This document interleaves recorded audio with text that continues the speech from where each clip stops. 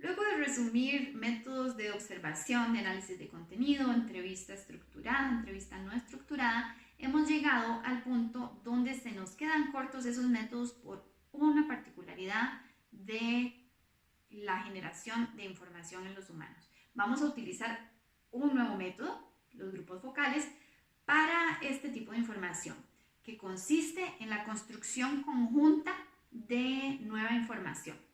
Cuando tenemos un grupo de personas, es muy probable que la conexión que haya a través del lenguaje nos genere ideas que no hubieran sido propuestas, no hubieran sido discutidas por aparte cada uno de esos individuos.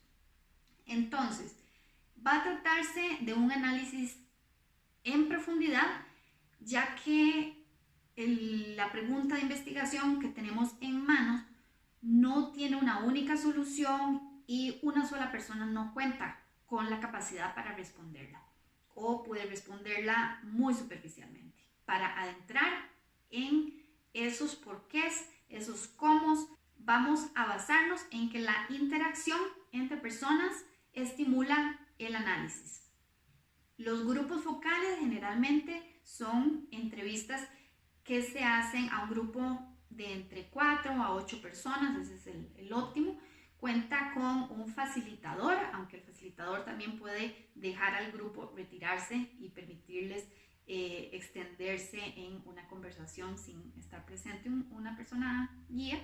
Y se da una serie de instrucciones o de tareas o una pregunta para que el grupo focal lo resuelva.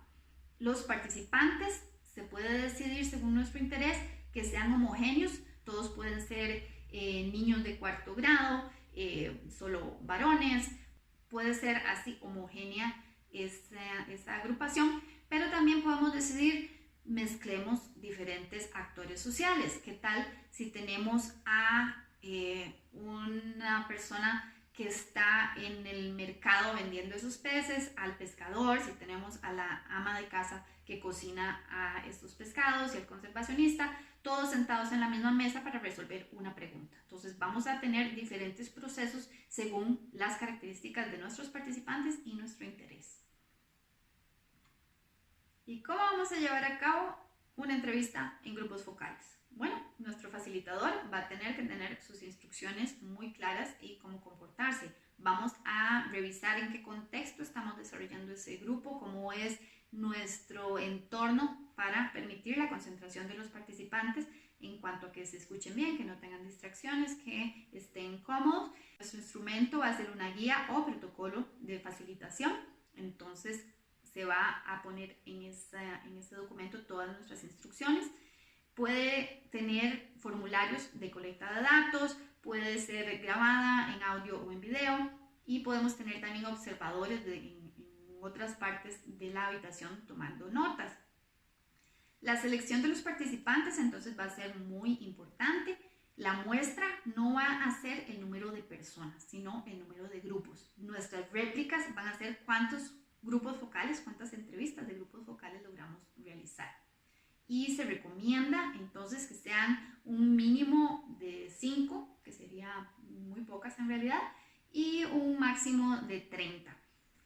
Las técnicas que se utilizan tienen que ver con motivar al conjunto de personas para que se mantengan con un estímulo que permita esa transferencia de información.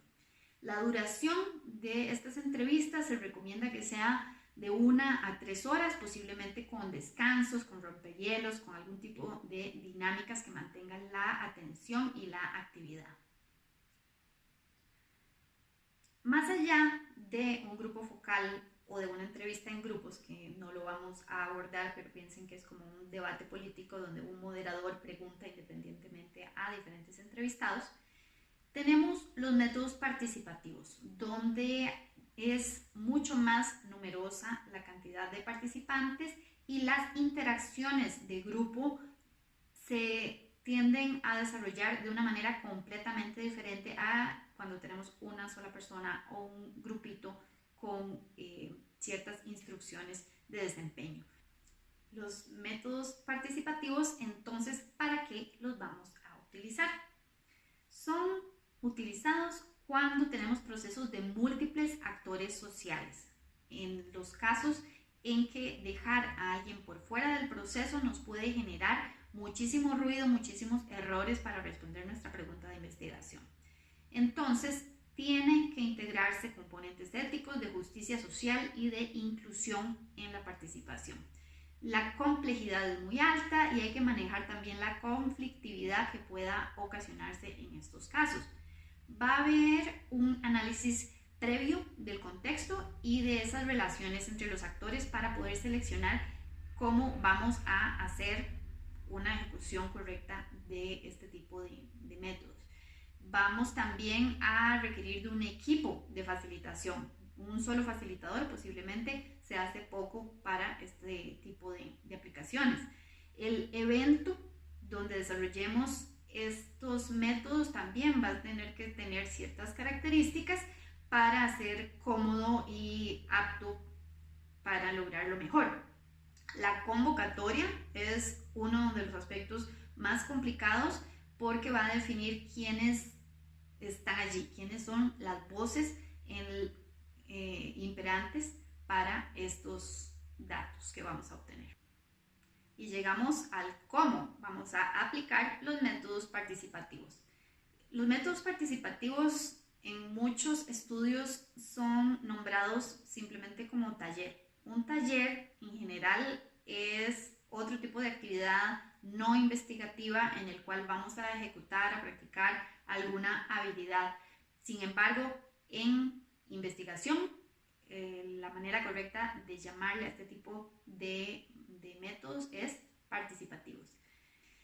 Vamos a requerir de un proceso previo de localización de esos participantes. ¿Quiénes son los actores clave y que nos ayuden a convocar a esos distintos actores sociales, ver quiénes tienen el potencial de quedarse por fuera y si se quedan por fuera, qué consecuencias podría tener eso en nuestras preguntas de investigación? Así que vamos a tener que recurrir desde entregar volantes hasta ir puerta por puerta o perifoneo, se usa mucho en comunidades rurales de Costa Rica también. La identificación de nuestros participantes vamos a tener que hacerla bien. ¿Quiénes son esas personas que llegan? También yo voy a tener que identificarme como facilitadora para establecer una relación clara entre la persona que facilita y los participantes. ¿Quién soy yo? ¿Qué busco? ¿Qué ofrezco? Va a ser información crucial para que el grupo responda de manera clara. La logística que vamos a trabajar es compleja, entonces la vamos a hacer por etapas. Esta convocatoria primero, luego la implementación y también un retorno de resultados es sumamente crucial en este tipo de métodos.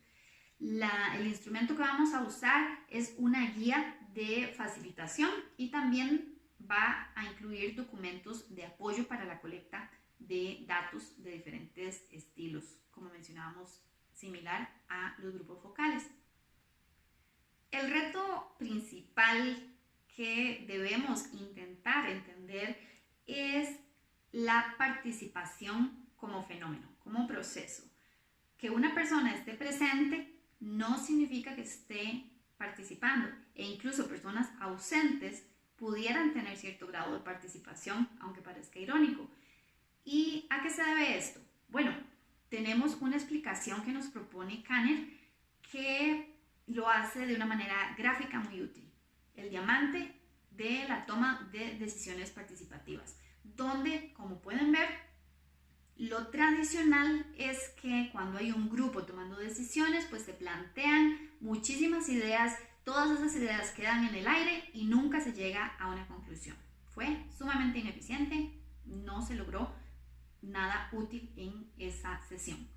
Para que una sesión realmente prospere, vamos a tener desde ese punto inicial la flexibilidad de que cuando se generen las ideas divergentes y estén allí sobre la mesa, muy abstractas, no vamos a angustiarnos. Vamos a saber que es algo normal que pasa en los grupos y vamos a transmitírselo a nuestros participantes.